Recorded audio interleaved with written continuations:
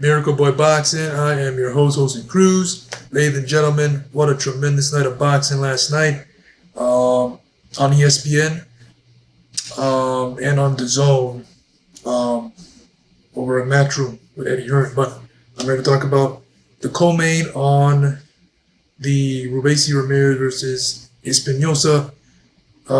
Tremendous fight of the year. I'm going to speak about that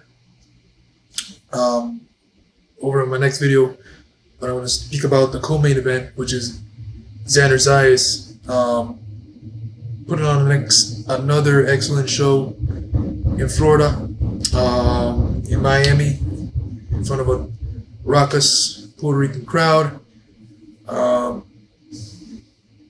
Another solid performance, another performance with patience, punch placements, accuracy. Xander Zayaz doing what he does best, man, dropping these guys in the first round. He's got a habit of doing that, which is pretty good because you just never know what's going to happen when he does that, because it's either they're going to fall and not get up or they're going to get up. It looked like Fortea didn't want to get up. I thought he was going to be done in the first round. Like, whoa, Zayaz going to do this in the first round. And the thing is, when I was watching that fight, I was like, okay, the first round's going to finish. It's only a couple seconds left, maybe like 10 seconds, and no knockdown yet, scored by Zayaz. And then right before it ended, boom, body shot, left hook to the body, connect. And Fortea felt it, took a second, and took a knee. And he went down, so like, there's the knockdown. But be that as it may, it was just a dazzling display of boxing skills, man. Xander Zayaz just showed his talent all throughout the fight till it ended in the 5th round. The jab, the counter right hand, the 1-3-3, the 1-2 left hook combinations, uppercuts, the angles, the movements, the feints,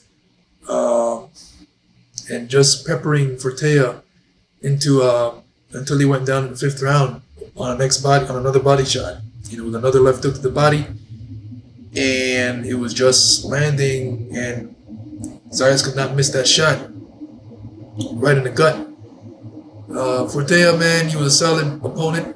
Not elite level, of course, but again, another experienced fighter, much more pro experience than Xander Zayaz. Has fought, some stiff competition.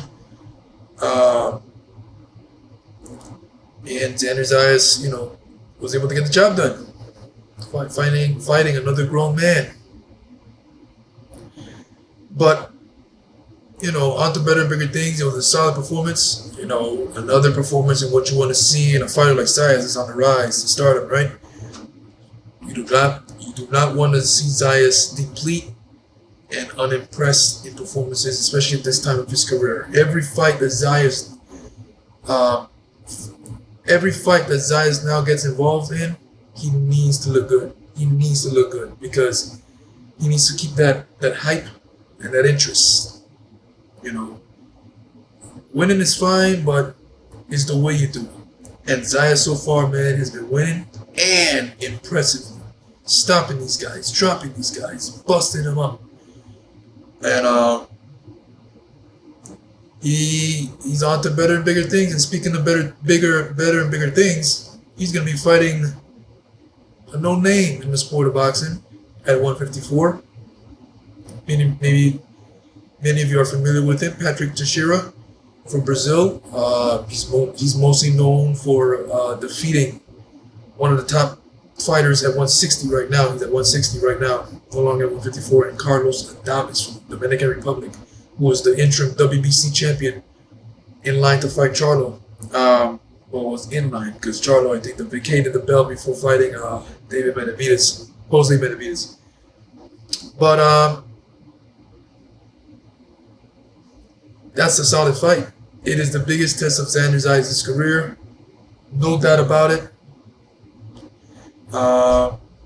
This is a guy with a lot of pro experience, a lot of solid experience when it comes to competition. Like I said, he defeated Carlos Adames.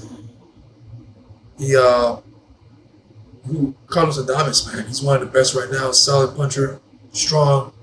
He's got wins over Alexis Salazar, Sergey Derevyanchenko, Juan Maxias Montiel, Julian J. Rock Williams.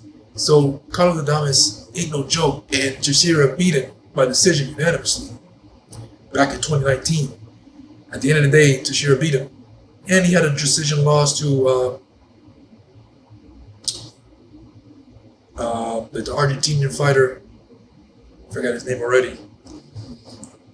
Just from Charlo. Brian Castaño. You know, Castaño is no joke either. So he went decision. He took a decision loss in 12 rounds.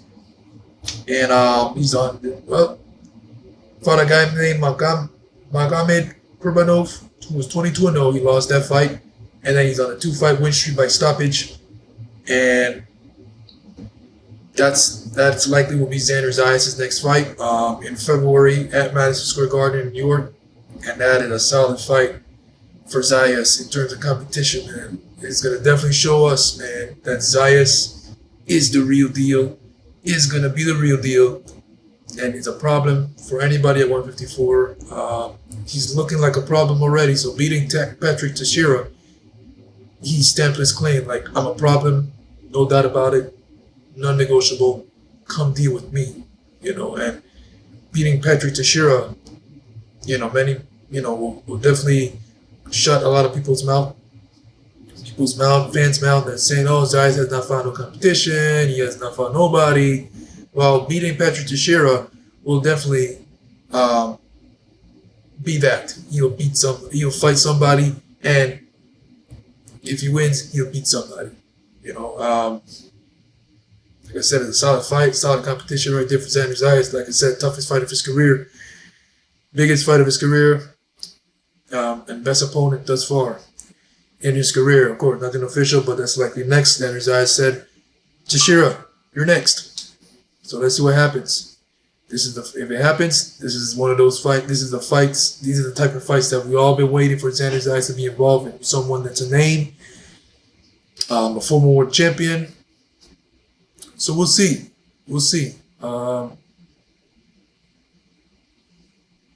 February, looking to be February 16th, I think, on the co-main event of O'Shaquie Foster versus Abraham Nova in New York.